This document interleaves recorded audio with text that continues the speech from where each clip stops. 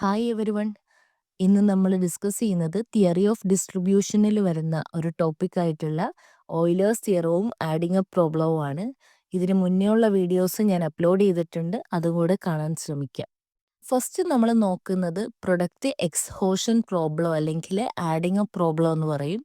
ഇത് എമേർജ് ചെയ്ത് വന്നത് മാർജിനൽ പ്രൊഡക്ടിവിറ്റി തിയറിയെ ബേസ് ചെയ്തിട്ടാണ്. മാർജിനൽ പ്രൊഡക്ടിവിറ്റി തിയറിയിൽ നമ്മൾ പറഞ്ഞു MRP അല്ലെങ്കിൽ മാർജിനൽ റവന്യൂ ഓഫ് പ്രൊഡക്റ്റ് എന്നത് ഫാക്ടേഴ്സിൻ്റെ റിവാർഡിനോട് ഈക്വൽ ആയിരിക്കും.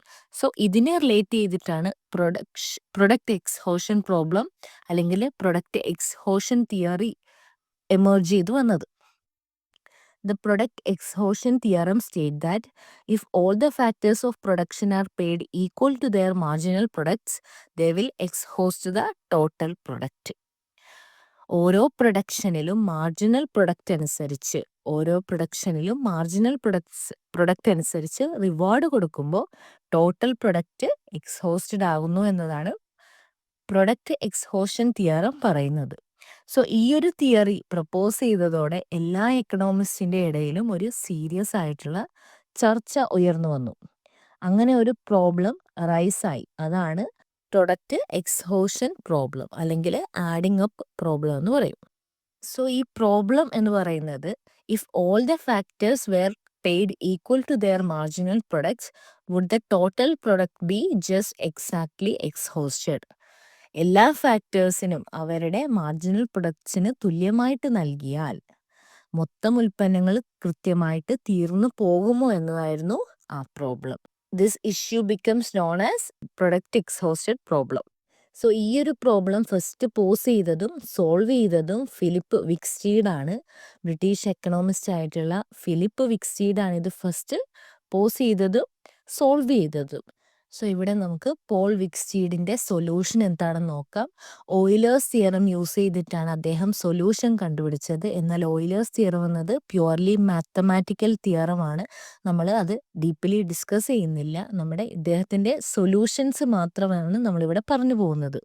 സോ ഇവിടെ മാർജിനൽ പ്രൊഡക്റ്റിനനുസരിച്ച് റിവാർഡ് കൊടുത്താൽ ആകെ ഉൽപ്പാദനത്തിൽ മാറ്റം വരുമോ എന്നതായിരുന്നു അദ്ദേഹം ഉന്നയിച്ച ക്വസ്റ്റ്യൻ.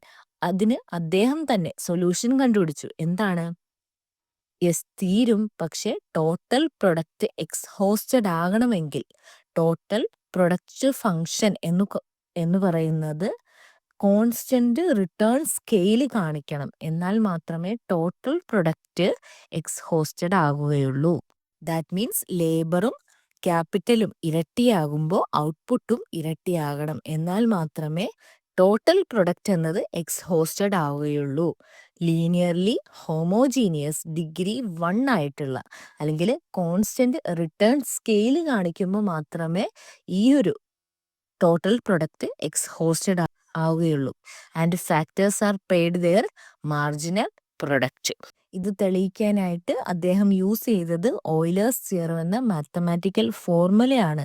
ഓയിലേഴ്സ് തിയറം വെച്ചിട്ട് അദ്ദേഹം പറഞ്ഞു ഔട്ട്പുട്ട് എന്നത് capital into marginal product of capital plus labour into marginal product of labour എന്നതിനോട് ഈക്വൽ ആവുമ്പോൾ മാത്രമേ ടോട്ടൽ പ്രൊഡക്റ്റ് എക്സ്ഹോസ്റ്റഡ് ആവുകയുള്ളൂ. ഈ ഒരു that is total output equal to total payment to input. അടുത്തത് ഓയിലേഴ്സ് തിയറമാണ്. ഇവിടെ ഓയിലേഴ്സ് തിയറത്തിൻ്റെ മാത്തമാറ്റിക്കൽ ഫോർമുല കൊടുത്തിട്ടുണ്ട്.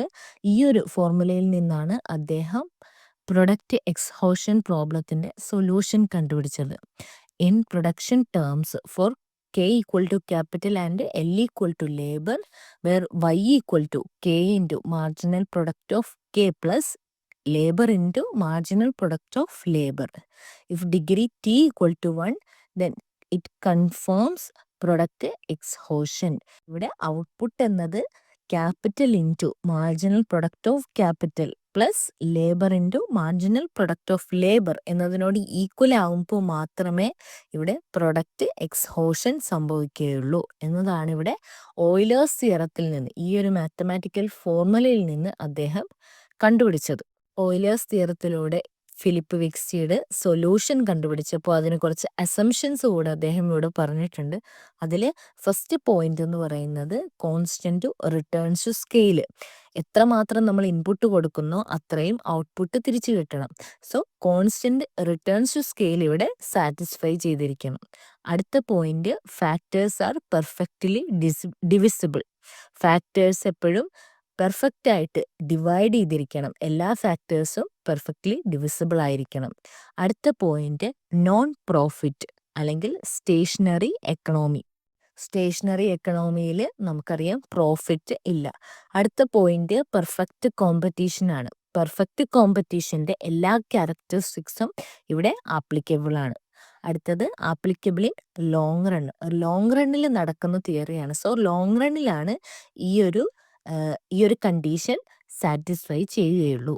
സോ സിംപ്ലി നമുക്ക് പറയാം, ശരിയായ രീതിയിൽ മാർക്കറ്റ് പ്രൊഡക്റ്റ് അനുസരിച്ച് വേതനം കൊടുത്താൽ ഉൽപാദനം മുഴുവനായി തീരും. എന്നാൽ ഒരു സർട്ടൈൻ കണ്ടീഷൻസ് ഉണ്ടെങ്കിൽ മാത്രമേ അത് പോസിബിൾ ആവുകയുള്ളൂ. ഉദാഹരണത്തിന് ഏതൊക്കെയാണ് നമ്മൾ പറഞ്ഞു? Constant returns scale, factors are perfectly divisible, long run analysis and non profit അല്ലെങ്കിൽ സ്റ്റേഷനറി എക്കണോമി. ഇതെല്ലാം ഈ ഒരു കണ്ടീഷൻസ് സാറ്റിസ്ഫൈ ചെയ്താൽ മാത്രമേ ടോട്ടൽ പ്രൊഡക്റ്റ് എന്നത് എക്സ്ഹോസ്റ്റഡ് ആവുകയുള്ളൂ.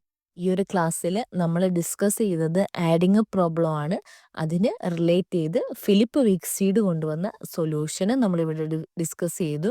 സോ ഈ ഒരു ക്ലാസ് നിങ്ങൾക്ക് ഹെൽപ്ഫുൾ ആയെങ്കിൽ ഈ ചാനൽ സബ്സ്ക്രൈബ് ചെയ്തും ഈ വീഡിയോ ലൈക്ക് ചെയ്തും സപ്പോർട്ട് ചെയ്യുക.